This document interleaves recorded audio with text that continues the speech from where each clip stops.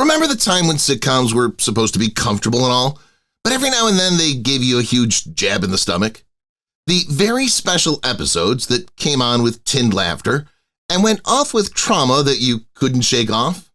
These shows, ranging from playful pranksters contemplating mortality to rainbow-themed optimists confronting genuine fear, transformed living rooms into spaces of therapy long before we recognized it.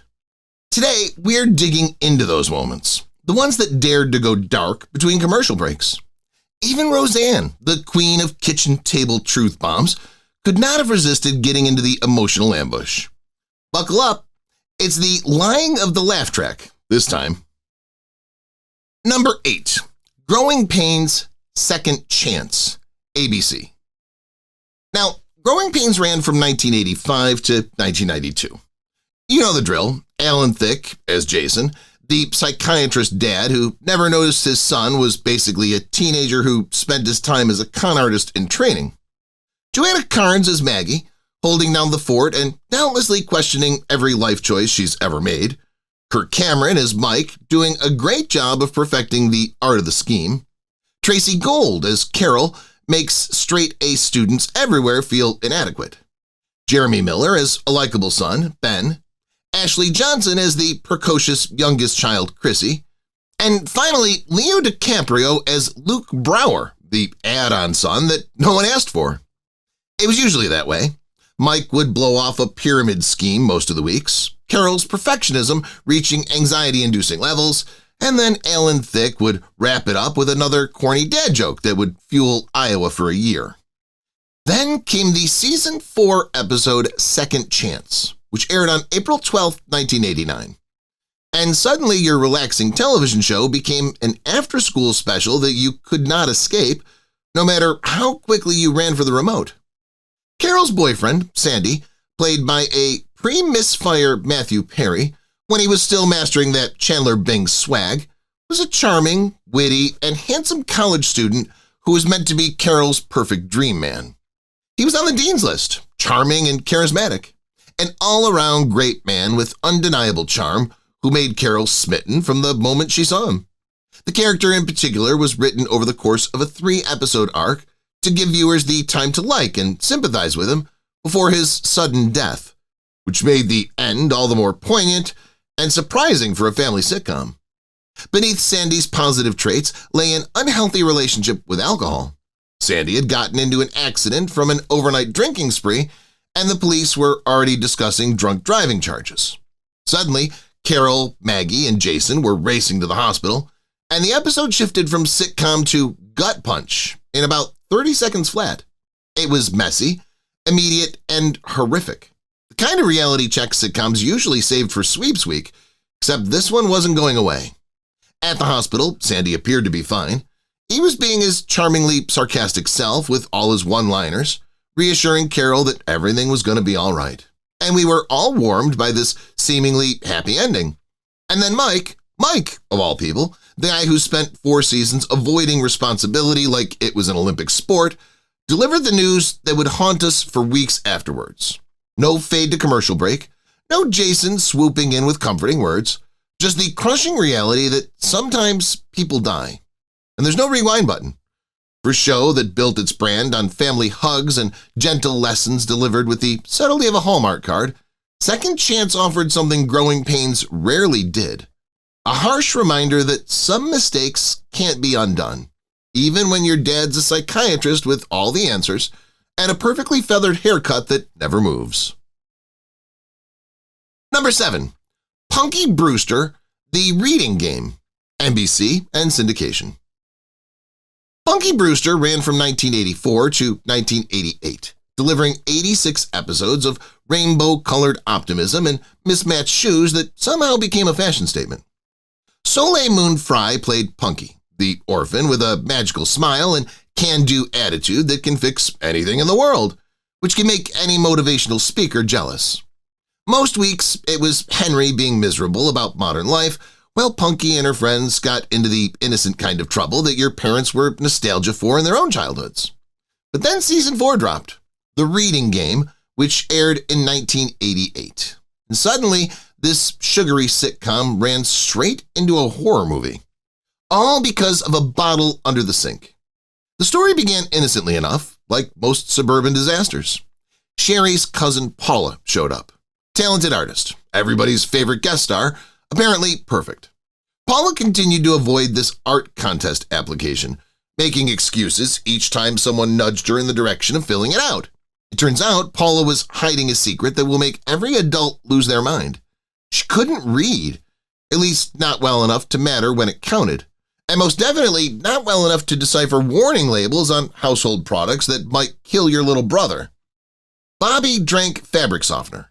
There were clear instructions on the bottle: give milk immediately if someone accidentally drinks it.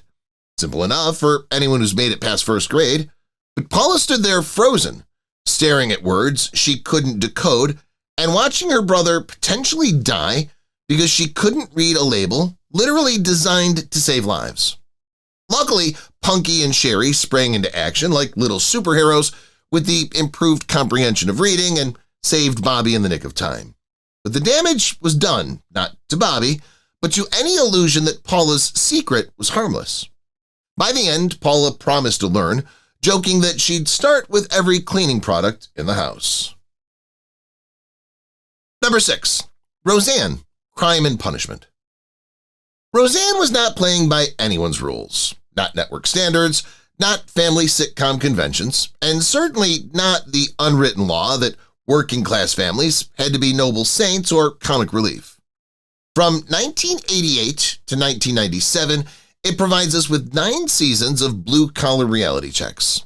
Mix up some small-town Illinois, add some cold brews, the ugliest couch you could find, and hear hilarious family love, and you've got something that looks like actual America for once. We woofed it down because once and for all we were presented with a show that resembled real American life, rather than some fantasy show where dads wore sweaters to breakfast and moms had the time and inclination to make elaborate lunches that nobody appreciated. Then came Season 5, Episode 13, Crime and Punishment, which aired in 1993, and tackled something only daytime talk show host Jenny Jones and Montel Williams were willing to touch. Jackie's boyfriend, Fisher, was hitting her. This wasn't a misunderstanding or a one-episode plot device wrapped in a Leave It to Beaver bow. Jackie, played by Laurie Metcalf, had a lasting relationship with Fisher for a while. On the surface, all appeared to be normal. Dinner dates, family barbecues, but underneath there was something sinister that was brewing, like mold behind the drywall. But when Darlene noticed bruises on Jackie, because teenagers can't see the dishes they left out 4 days ago, but somehow they can spot every secret adults try to hide, she pressed for answers. And what happened next was one of the most emotionally bare-knuckle, quietly devastating revelations in sitcom history. Jackie didn't give a Meryl Streep soliloquy about empowerment and self-worth. She tried to brush it off just the way you dismiss a paper cut. Roseanne's reaction said it all. Script didn't need to spell it out for us. Protective rage mixed with blunt sisterly fury, all presented in a classic Roseanne style. Dan later confronted Fisher himself, this and all because apparently some problems need more than a heart-to-heart conversation and a group hug. Jackie didn't immediately break up with Fisher and start attending empowerment seminars. The emotional scars lingered like the smoke in a closed room because healing doesn't happen in 22 minutes, no matter what other sitcoms wanted you to believe. In the early 90s, just when family sitcoms were busy teaching lessons about sharing toys and responsibility for homework, network television rarely touched domestic violence head-on. It was too heavy, and more importantly, too risky for advertisers who wanted wholesome content between their cereal commercials. Because, networks. Roseanne didn't sensationalize it or frame it with melodrama worthy of a soap opera. Just showed what was going on in real households throughout the country. Pain masked behind smiles at family dinners, and behind closed bedroom doors where no laugh track could soften the impact. Number 5. Saved by the Bell. No Hope with Dope, NBC. Saved by the Bell had all the subtlety of Zach's brick-sized cell phone and twice the charm of a Saturday morning cartoon marathon. It ran from 1989 to 1993, following Zach, Kelly, Slater, Lisa, Jesse, and Screech through 4 seasons of schemes, timeouts, and neon outfits so bright you needed sunglasses indoors. The show made us all want to hang out at the Max for burgers, shakes, and high school drama that somehow always fit neatly into 22 minutes. Then NBC decided to get serious. Because the Just Say No campaign apparently wasn't enough to fill every school assembly and TV slot in America, the network threw its hat into the moral panic ring. The result? Saved by the Bell, Season 3, Episode 21, No Hope with Dope, which aired November 30th, 1991. And yes, the title tells you everything about the level of subtlety you are about to experience. The setup was pure Bayside fantasy. Hollywood actor Johnny Dakota, played by Eddie Garcia, rolled into school to film an anti-drug PSA. The gang was starstruck. Here was a real celebrity hanging out with Zach and friends until the other shoe dropped. Turns out Johnny wasn't just acting high on life, he was smoking weed behind the scenes, a walking contradiction with all the integrity of a campaign promise. Here was this supposed role model, the shining example of clean living, lighting up while telling kids to just say no. It was like finding out Mr. Rogers had a secret gambling addiction. Same kindness, more hair gel, far less emotional devastation. Once Zach and the crew found out, they were out faster than you could say time out. Disillusioned, they refused to appear in the PSA. Instead, they decided to make their own, complete with Principal Belding cheering them on like the supportive adult he remembered to be maybe 12% of the time. And then came the ending, the one that made every viewer either laugh, cringe, or both. The cast broke the fourth wall and looked straight into the camera. Don't do drugs. Dumb, stupid, crazy, dangerous, stinks. In one word, would I use dope? Nope. Subtle as a jackhammer. But that was the early 90s, an era when networks were under pressure from parents and watchdog groups to show moral responsibility, or at least look like they cared. NBC wanted kids to laugh and learn, even if the lesson was delivered with the grace of a public service freight train. Was it corny? Absolutely. Did it feel like an after-school special pretending to be a sitcom? You bet. But did it capture the weird balance of teen comedy and moral preaching that defined the time? Without question. As the saying goes, they meant well, bless their hearts.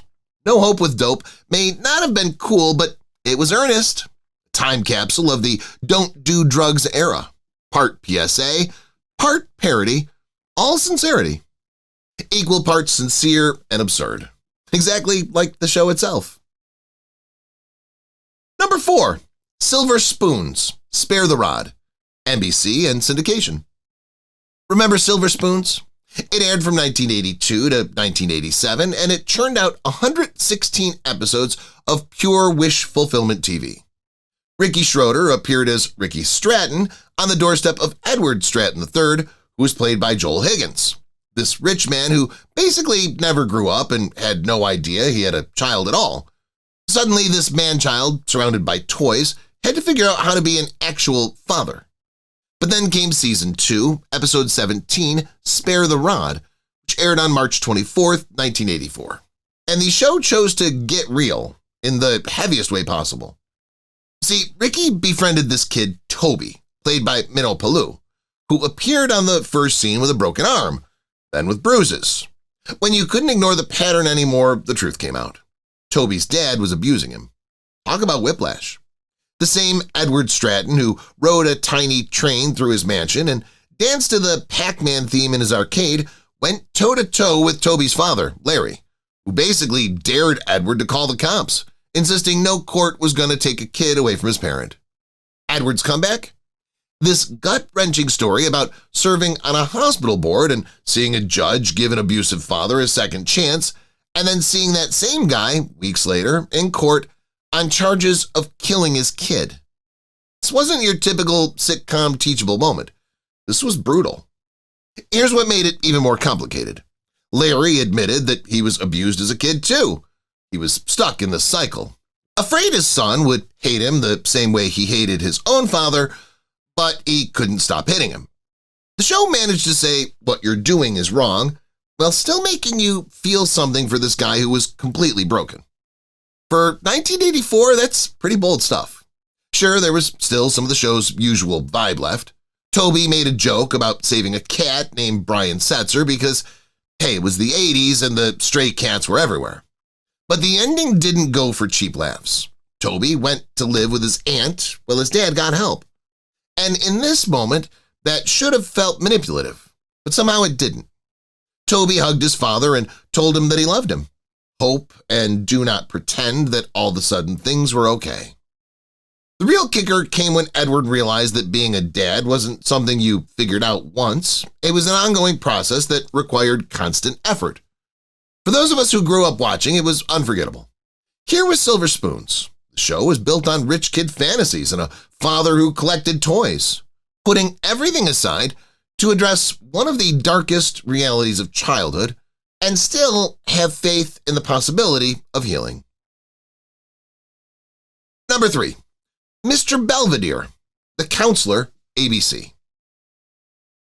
Mr. Belvedere was the kind of show you see on Friday nights when you just needed something safe when you're eating leftover pizza and trying not to do any work. Running from 1985 to 1990, it gave us 117 episodes of the Owens family and their unflappable British housekeeper, played by Christopher Hewitt, channeling Mary Poppins if she'd been a British gentleman with strong opinions about American culture. The show had a simple formula that worked like clockwork. Wesley caused mischief, his teen siblings struggled with typical 80s problems, and Belvedere dispensed with dry British wit while looking mildly offended with American informality and the Owens family's complete inability to set a table properly. Then came episode 20 of season 4, The Counselor, aired on May 6, 1988, and safety went right out the window, packed her bags, and moved to another country entirely. Wesley attended summer camp, which appeared to be the most normal American thing possible. You know, canoes, campfires, s'mores, the works. Standard sitcom setup.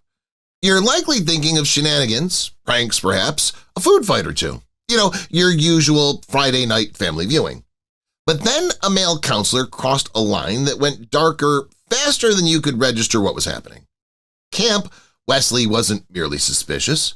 He knew what that counselor was capable of because he'd already crossed a line with him. The episode didn't sensationalize it. Instead, it revealed Wesley struggled with fear, shame, and with the impossible question of whether anyone would believe him. When he finally decided to speak up, it wasn't only to protect himself, it was so that another kid would not get hurt. It was a devastating moment presented quietly, and one that expressed more honesty and courage than most adult dramas of the time ever dared to. Let that sink in. Mr. Belvedere dealt with inappropriate behavior with kids on primetime family television in 1988. There's no time when things resolve themselves, no reassuring speech from Mr. Belvedere that it was all okay. The episode left you sitting with discomfort, which was exactly the point. Some things aren't supposed to be wrapped up nicely. What was so powerful was Wesley's motivation, which was not out of self-preservation. It was about trying to save another child from the experience of going through the same nightmare, of experiencing the same violation and confusion and fear. Of those kids who watched, the message hung on easier than any Say No campaign or Stranger Danger PSA. Counselor wasn't just another very special episode. It was the very special episode that proved that sitcoms could deal with the absolute darkest subject matter without exploiting it. For a show about a British butler teaching Americans about etiquette, that's one hell of a legacy. Number 2. Family Ties, My Name is Alex, NBC. Family Ties ran for 7 seasons, from 1982 to 1989. 176 episodes of pure 80s gold.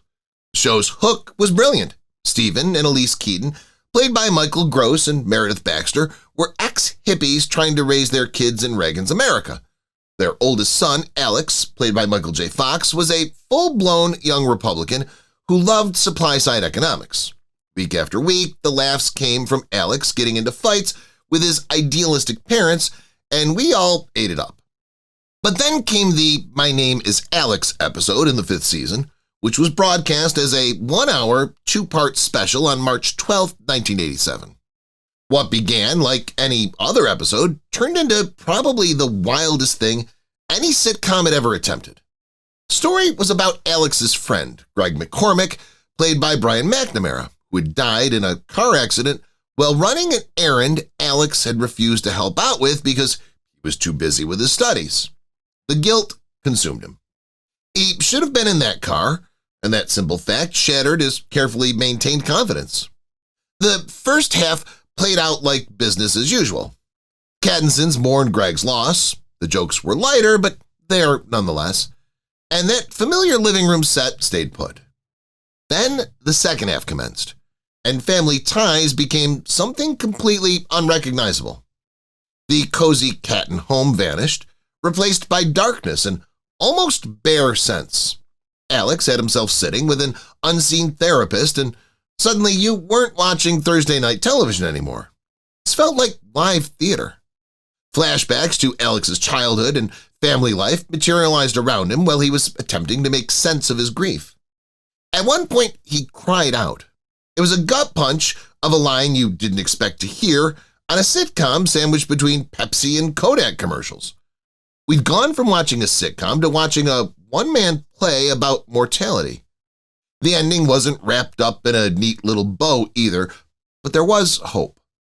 Alex realized he could honor Greg's memory, not by drowning in guilt, but by living his own life to the fullest and letting go of the need to control every outcome.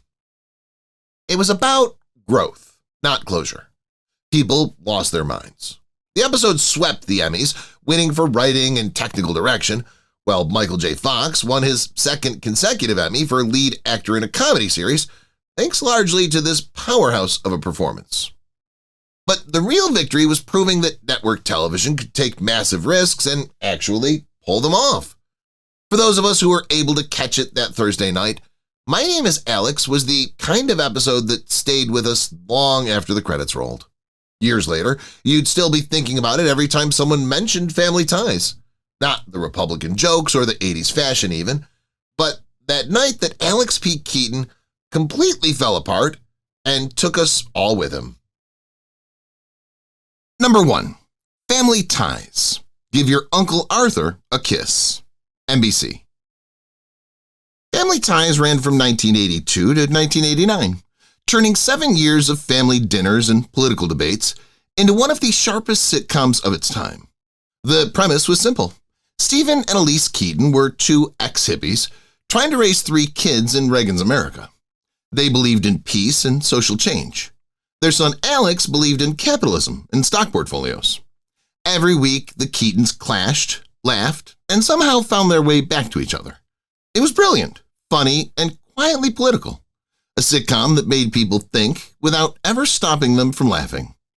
Then came Season 1, Episode 6, Give Your Uncle Arthur a Kiss, which aired in November 1982. 6 episodes into the first season, before the show even had its footing, it delivered one of the most uncomfortable, realistic, and gutsy episodes network television had ever aired. The story began like any other week at the Keaton house. Stephen's old college friend, Uncle Arthur Press, came to visit. He was charming, polite, the kind of man who seemed trustworthy the second he walked through the door. He'd known the Keatons for years. He brought gifts, remembered birthdays, and instantly fit into the family's rhythm. Arthur was especially warm with Mallory, the teenage daughter. At first, his attention seemed harmless, a friendly hug, a compliment about how much she'd grown. But then he crossed the line. When the two were alone, Arthur leaned in and kissed her. Not a quick, awkward peck, a deliberate, invasive act. An adult man making an unwanted advance toward a teenage girl he'd known since she was a child. Mallory froze, shocked, confused. You could see the fear flicker across her face as she pulled away.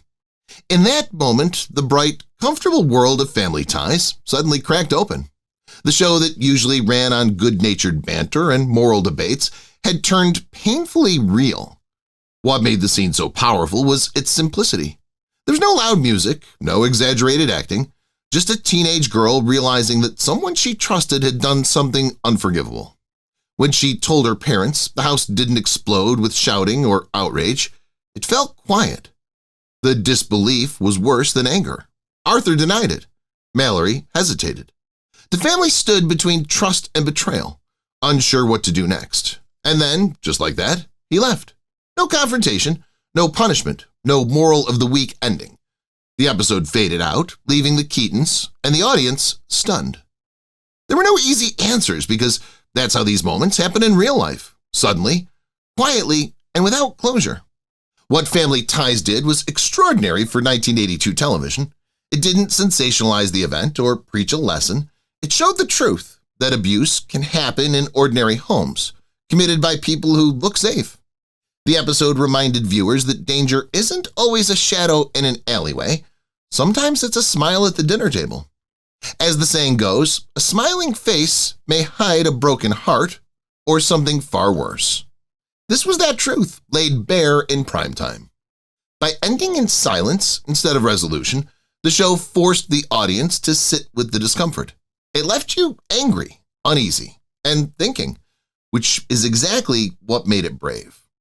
For a family sitcom barely finding its rhythm, Give Your Uncle Arthur a Kiss didn't just take a risk, it rewrote the rules. It proved that laughter could share space with truth, and that sometimes truth doesn't come with a laugh track. And there you have it. 8 very special episodes that demonstrate how sitcoms can leave a lasting impact greater than any laugh track. The history of sitcom trauma is deeper than most are willing to admit, and this is only the beginning. So, which very special episode should we explore in the next part? Drop your picks in the comments below.